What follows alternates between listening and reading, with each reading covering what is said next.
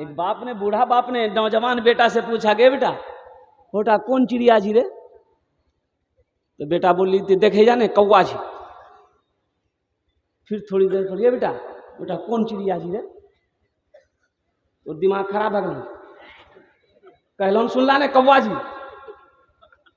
फिर थोड़ी देर, ए बेटा ओटा कौन चिड़िया जी रे? बोले समझी गला तोर दिमाग फेंकी दिल हमें जैसी। तो बाप रोका, ए बेटा रुक, बेटा जानते हो, ए बेटा ते जाने जा, जब ते छोटो छलाल ली, जब ते छोटो छलाल है तोर हाथ पकड़ी के हमें घूमे जहिलन ले, ते बोलना ले बाबा है कीजिए, हमें कह चलो कि बेटा मैना छी मैना। ते फिर पूछ ले बाबा इटा कीजिए, हमें कह चलो कि मैना छी बेटा। 70 मर्तबा तुम पूछता था तो मैं 70 मर्तबा बताता था कि बेटा ये मैना है ये चिड़िया है। आज सिर्फ 2 मर्तबा मैंने तुमसे पूछा, तुमने जवाब देने से इनकार कर दिया। माँ बाप के मकाम को समझो मेरे बच्चों, माँ बाप का मकाम क्या है। सर दबा दो, हाथ दबा दो, तेल मालिश कर दो, थोड़ा सर मालिश कर दो, दुआ करो। अच्छा लोग कहते हैं कि हजरत दुआ कीजिएगा। मान लग बंदा हमसे क्या कह रहा दुआ कर, हमसे कह रहा दुआ कर दीजिएगा। अरे बोलना ही है तो अपने बाप से बोलो ना कि अब्बा मेरे लिए दुआ कर दीजिए। पहले उसकी दुआ कबूल होगी कि पहले मेरी दुआ कबूल होगी? बताइए भाई, पहले बाप की दुआ कबूल होगी ना। अरे बाप से बोलो ना अब्बा हमारे लिए दुआ कर दिए। अरे घर में तुम्हारी जन्नत तेरी माँ मौजूद है, माँ से बोलना तेरी माँ दुआ कर देगी, अल्लाह तेरी तकदीर बदल देगा। माँ से बोलो, माँ से बोलो ना कि अम्मा हमारे लिए दुआ कर दीजिए, माँ मेरे लिए आप दुआ कर दीजिए। और कुर्बान जाओ, माँ के आंचल उठ जाएंगे ना दुआ के लिए, दुपट्टा उठा देगी ना अगर वो दुआ के लिए, हाथों को अगर दुआ के लिए उठा देगी ना तो जमीन और आसमान के दरमियान में कोई पर्दा नहीं जो उसकी दुआ को रोक सके। नौजवानों, माँ बाप की कद्र करो, माँ बाप का इकराम करो, उनकी खिदमत करो, उनकी दुआएं लो। अल्लाह ने कुरान में बार बार इरशाद फरमा दिया है, मेरे साथ किसी को शरीक ना बनाना और अपने माँ बाप के साथ अच्छा सलूक करना। कैसा सलूक करते हो, कैसा सलूक करोगे नौजवानों बच्चों? आज तो आलम यह है कि माँ बुलाती है इधर, बेटा जाता उधर, बाप बुलाएगा इधर, बेटा जाएगा। अरे बुधवा यहाँ चुहा ते खाली बोलते रह जा। बाप अगर खांसी कर दे आहा जवान बेटा के जा की ते खांसते रह जा हमेशा। चुहा माँ का घेंगरो, माँ की थूक, बाप की थूक की घिन आती है तुम्हें।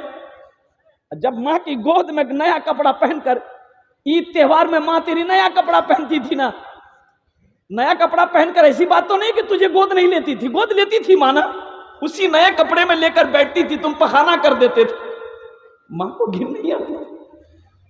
तुझे 2 गोद में लेकर माँ बैठकर खाना खाती थी, तुम पखाना करके उसकी गोद में मौजूद हो, माँ को घिन नहीं आई, माँ खाना खा रही। इस पल को याद करो मेरे बच्चों। एक नौजवान को बाप ने इंजीनियर बनाया, एकलौता बेटा, और कोई बेटी वगैरह नहीं, एक ही बेटा, बाप ने इंजीनियर बनाया। और बेटा की सर्विस हो गई सऊदी अरब में। सऊदी अरब से आया तो माँ सोची कि अब हम लोग बूढ़े हो चुके हैं, घर में कोई है नहीं, बेटे की शादी करा देते हैं तो कम से कम बहू आ जाएगी घर में तो थोड़ा सा मेरी मदद हो जाएगी। बेटे को शादी के लिए तैयार किया, बेटा तैयार हो गया, शादी हो गई। अब शादी जो हो गई, अब ये लड़का अब सऊदी जाने वाला है, लेकिन अकेले नहीं, दिल फेंक आशिक था। बीवी बोली सुनो ते सऊदी जब आगे यहाँ जो बोला तेज बात तो पीछे हम मुझे बोले नहीं हमारे मन नहीं लगता, ते वहाँ रहवा हमें यहाँ रहवो नहीं चलती गाड़ी। तो लड़का तो आशिक था बीवी का आशिक था। बोले ठीक है तुम भी मेरे साथ सऊदी चलना। जब ये बात माँ के कानों में पहुंची ना कि मेरा बेटा सऊदी जा रहा है, बहू को भी लेके जा रहा है, तो माँ ने समझाई बेटे को, बेटा मेरे लाल तेरा निकाह मैंने करवाया, तेरी शादी करवाई इसलिए कि मेरे घर में बहू आ जाएगी, हम लोगों की थोड़ी खिदमत कर लेगी और 2 वक्त की रोटी हम लोगों को मिल जाएगी। तो बेटे ने कहा कि नहीं अम्मी, ये मेरे बिना अकेले नहीं रह पाएगी, आप लोग रहिए ना, जैसे पहले रहते थे वैसे रहिए ना, ये मेरे साथ सऊदी जाएगी। ना माँ का सुना ना बाप का सुना, बीवी को ले लिया, वीज़ा बनाए, सऊदी चला गया। 14 साल का अरसा गुजरा। कितने साल गुजरे भाई, कितने साल गुजरे? 14 साल गुजर गया। इन 14 साल में वो 12 हज किया। कितना हज किया? एक बार देख रहा है कि खाने काबा के पास में बैठकर, खाने काबा के पास बैठकर ज़ारो कतार रो रहा है, ज़ारो कतार रो रहा है। पीछे से कंधे पर किसी ने हाथ रखा और पूछा कि बेटा कौन ऐसा गुनाह तुमने किया है जो इस तरीके ज़ारो कतार रो रहे हो, क्या बात है? तो नौजवान कहता है कि बाबा ये मेरा 12वां हज है, 12वां हज है। जब भी मैं हज करने आता हूं ऐसा लगता है मेरे दिल पे किसी ने ताला लगा दिया है। तो बुजुर्ग अल्लाह वाले थे, समझ गए। उन्होंने कहा कि लगता है तुमने किसी का दिल दुखाया है। तेरी माँ जिंदा है, बाप जिंदा है? ये नौजवान और रोने लगा, बोले कि 14 साल हो गए, ना माँ को देखा ना बाप को देखा। वो किस हाल में है मुझे पता नहीं, मुझे खबर नहीं। तो बुजुर्ग ने कहा, ए नौजवान, फिर ये खाने काबा में बैठकर क्या कर रहा है? जा अपना घर जा, अपने माँ बाप को ढूंढ, उनसे अगर वो नाराज है तो माफी मांग ले, वो माफ कर देगा, अल्लाह तेरे दिल के ताले को खोल दे। ये नौजवान उठा, रूम पे आया, सारा सामान पैक किया, टिकट बनाया, हिंदुस्तान पहुंचा। और अपना वो जिस बस्ती का रहने वाला था ना, वो बस्ती जब पहुंचा करीब में तो देखा कि बिल्डिंग ही बिल्डिंग है, सब पक्के का मकान बना लिया। अब उसका मकान कहाँ, झोपड़ी है, पता नहीं।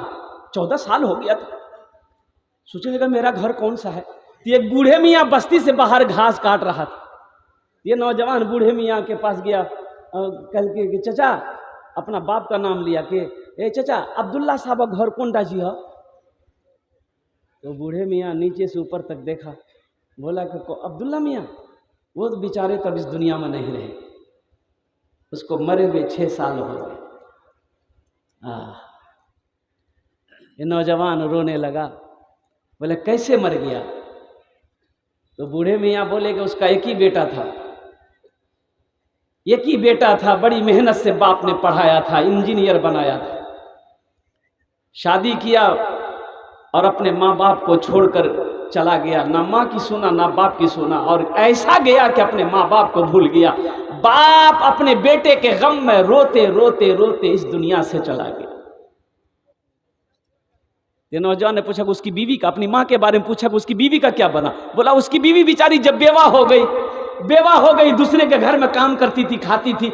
अब तो सुनने में आया कि आंखों की रोशनी भी खत्म हो गई है, बदन में फालिज लकवा मार दिया है, बिस्तर पे पड़ी रहती है। किसी को होता एक रोटी लाकर पहुंचा देता है, नहीं तो फाके से वक्त गुजर जाता। यह नौजवान रोने लगा। तो वो बूढ़े मियाँ पूछने लगे कि तुम कौन हो, उसका कौन लगते हो? तो उन्होंने कहा कि चचा मैं आपको क्या बताऊं, वो गुनहगार बेटा कोई और नहीं, मैं ही। बोला जा, तेरी माँ इंतजार कर रही है, उसका आखिरी वक्त है, बस यही दुआ करती है कि अल्लाह मेरी मौत उस वक्त तक ना हो जब तक मैं अपने बेटे को देख ना लूं।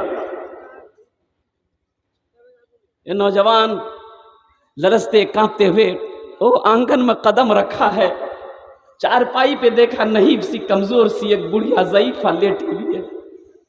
कदम की आहट सुनकर बुढ़िया उठना चाहिए, उठ ना पाई। तो आवाज देती है वो बुढ़िया, कौन है मेरे आंगन में, कौन आया है? ये नौजवान रोते हुए कहता कि अम्मा तेरा गुनहगार बेटा।